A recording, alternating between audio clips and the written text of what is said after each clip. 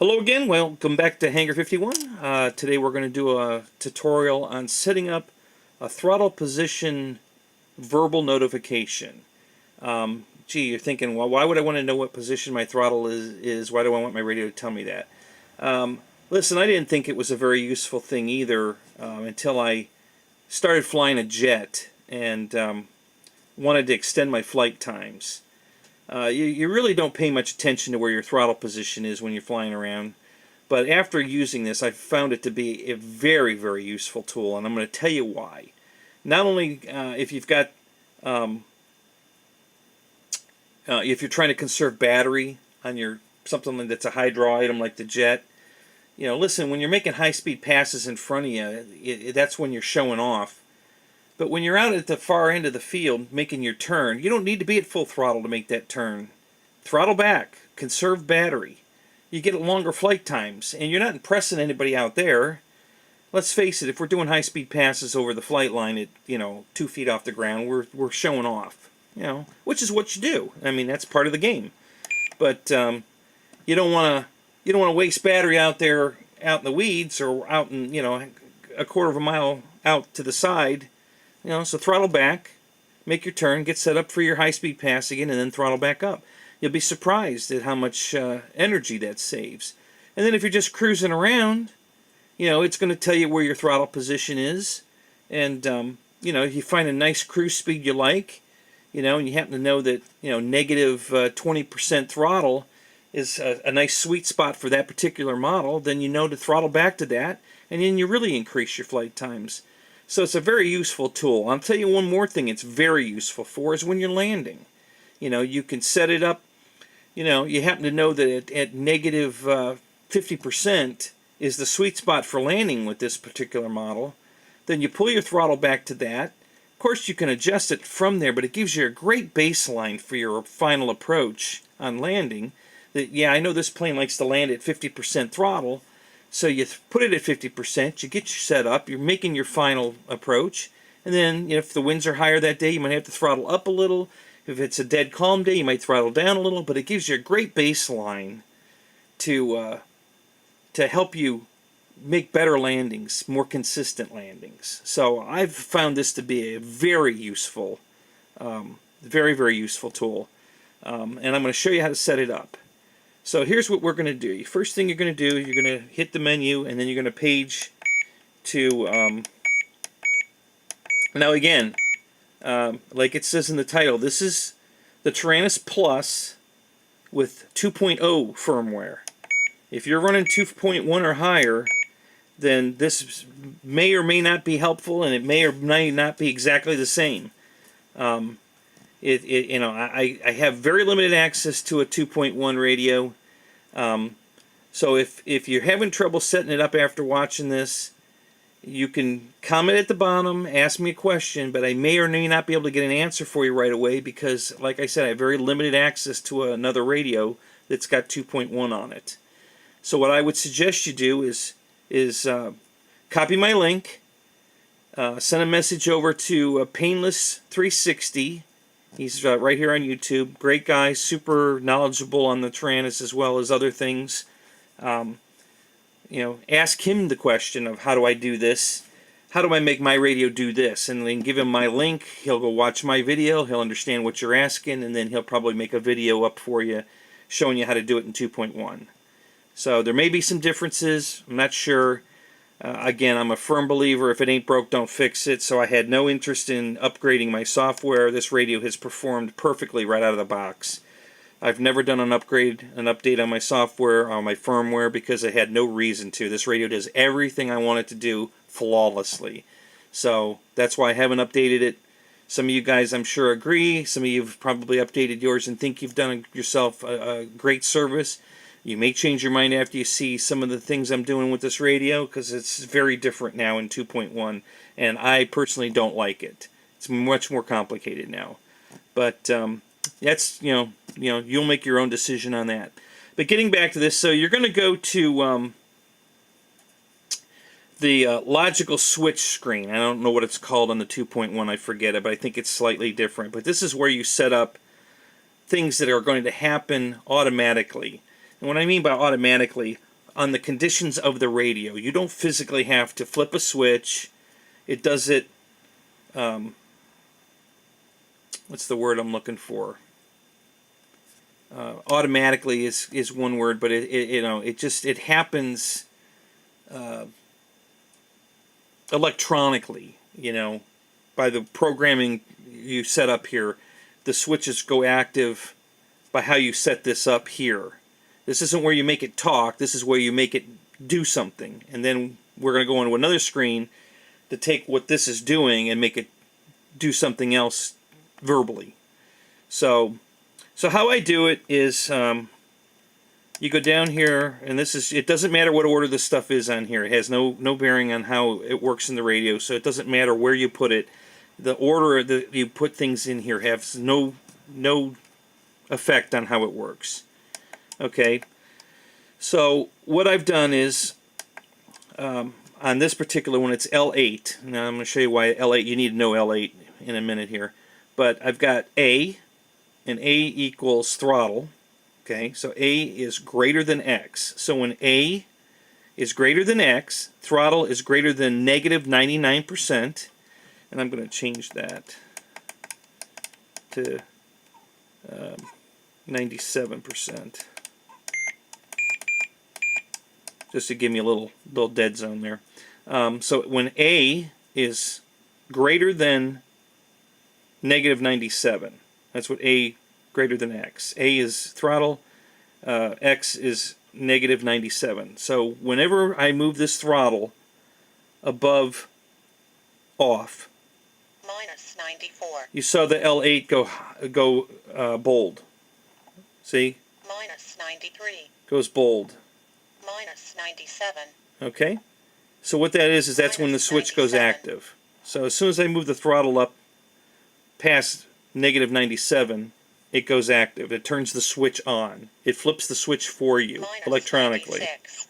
digitally, logically. Okay? So that's how you make the switch go active. 95. So now we've got a switch that goes on with just moving the throttle. 93. Okay. Now we're going to go to the next screen. Okay, and this is your special function screen. Again, it might be called something different, I forget, in 2.1. Like I said, I have very limited access to 2.1. But that's this is where you set up what you want the radio to do with that information. So now we're going to go down here to where I have that set up. And remember I said it was L8. So here's where I've got it. So L8, I've got, again, the only place this makes a difference in the order is if, for instance, my battery warnings. Let me show you. The grouping makes a difference in its own group, but it has no. But where it is on the list doesn't make any difference. So L2, you see, I have two L2s, two L3s, and the first L2 is play sound siren, and then L2 again is play value cell. So when my single cell, and if we went back to L2, you'd see that the cell was set up for 3.7 volts. So when it gets to 3.7 volts, it flips the switch, and then it plays the whoop whoop siren sound, and then it plays the cell value, the single cell, the lowest cell in the pack value. 4 minutes. So that's where the order is important, because if you had those two reversed, it would say the value first, and then it would make the siren sound. And if that's the way you want it, that's fine. But that's the only, whether I had 2 above 3 or 3 above 2 makes no difference as far as the radio is concerned. But only in the order, the only place the order matters is in how it plays when those switches go, because both L2s are going to go active at the same time. So when those go active, then it starts at the top of the list and works down. So that's the only time that the values matter, the order they're in. As far as where you put it on in the section, as far as cells, your timer, your whatever, that has no bearing on where it is in the order. Just each individual thing that switches on, then it however many things you have in the list, it starts at the top of the list and plays them in order. So don't get confused with that, because it really doesn't matter where you put it on the list. It just matters if you've got one thing happening, more than one thing happening, then the order you put them in is how they're gonna. So again, we're gonna go back down to the throttle position here now, which was L8. Okay, and here's L8, and it says L8 play value throttle. Okay, and so it's gonna, when I throttle up, it's gonna play that value every 20 seconds, which is too long. So I'm gonna switch. I'm gonna fix that. So let's go up to L8, and let's go over to the seconds, and let's bring it down. I'm not gonna bring it. I'm just gonna bring it down to 4 seconds to show you. 19. See how she's talking 19. 19. Okay, now I'm going to bring the throttle down.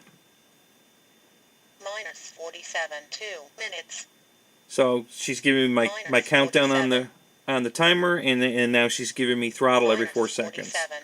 Now, again, you're going to have to play with the timing on that, because if you were flying around, minus 47. 4 minutes. and it's saying your throttle position every 4 seconds, you're going to get annoyed with that. So you're going to have to find that sweet spot to where it's, you're not flying and thinking, geez, where am I at on my throttle? I haven't heard it in a while, and oh my God, this is annoying. She's telling me that way too often. So it'll take time to figure that out. And what you can do with that too is you can split it. I didn't do it on this radio, but you can, on this plane I mean, but you can actually split it. I'll set it at 14. Back on the logical switches, you can set a parameter to, what you would do, where I have it set for active above 97, negative 97. Okay, so I can have that one at negative 97, and also one at negative 3 minutes. Anything above minus 47. I don't know, whatever the landing speed might be. So possibly, let's just say 20% throttle. 30 seconds. So now you've got it, and you set that timer for 15 seconds, and you set the one at the low speed one at 4 seconds. So when you're landing, she's going to tell you every 4 seconds, and when you're flying around, it'll tell you every 15 seconds. So you see what I'm saying? You can use that, by just setting up 2 separate throttle position timers, and that'll give you your speed or your throttle position when you're above this number every 15 seconds, and when you're below that number, it'll happen every 4 seconds or whatever you set it at. And you can set same thing. You've got your A greater than X and then A less than X. You see what I'm saying? So you can set it up that way as well. Really handy tool. I think once you've tried this out and get your radio talking to you. Listen, I think one of the greatest things about this radio is how you can set verbal commands up for every single thing it does. So that you don't have to look away from the radio. I mean, you don't have to look away from the plane to look at the radio. You can keep your eyes on your airplane, and she's going to talk to you. She's going to tell you what your battery voltage is. She's going to tell you what your throttle position is. She's going to tell you what your altitude is if you've got a GPS on it. You get all that information verbally while you're flying, watching your airplane, so you don't have to take your eyes off the plane. And I think that is the greatest thing about this radio, other than what a fantastic radio it is to be able to utilize the voice. And if you've got the Amber package in it, you can really have some fun with it. So anyway, so that's my reason for using a throttle position notification. I think it's a great tool. I think it really helps. And I haven't got it all figured out yet. I'll be honest with you. I do have it on a couple of planes. And of course, when I first fire up the plane, fire up the radio, she's constantly talking to me. She's giving me throttle zero, throttle zero, throttle zero. And because I have it set below. And I'm sure if I set it up, and I haven't done it yet, and I'll update that as I find it. But I think I can, because of the order it's in, I think there's an override. So I can probably set L8 override throttle. And I think what that'll do is she won't say anything if it's off. You know, if the throttle's off. I mean, I think there's a way to do that. I haven't played with that yet because I've just started using the throttle position thing, and I just wanted to share it with you because I'm so excited about how helpful this is, especially with my jet. I mean, you know, I'm getting 7 minutes on a flight time on a jet that everybody else is getting 3 minutes on, all because I'm using the throttle position to tell me where my throttle is so I can manage my throttle, and it's more than doubled my flight time. So it's a very useful tool. I love it. I really love it. And so I wanted to share that with you. That's how you do it. You got to set up your logical switch first. Then you come into your special functions and you set up the voice command here, and then then play with it. You're going to have to find that sweet spot of where you want it to notify you and how often. And I think you'll really like it. I'm very happy with it. Okay, so that's all we got on this throttle position. Comment down at the bottom. Again, you can ask questions if you want, but I really don't know if I'll have an answer for you if you've got 2.1 or higher, because I don't have easy access to one of those radios. You know, feel free to ask the question, but if I don't answer, I'm not going to answer right away. I can tell you that, because I'll have to get with the guy that has the 2.1 radio and see if he'll let me borrow it so I can see if I can figure out how to do it, and then I'll post another video. But if you go over to Painless 360, super great guy over there, link my video to him and ask him, how do I make my 2.1 do this? And I'm sure he'll be more than happy to help you out. He'll probably do a video for you to show you just how to do it. So anyway, comments at the bottom, like me here on YouTube, like me here on Facebook, and we'll see you on the next video coming right up. Talk to you later. Bye-bye.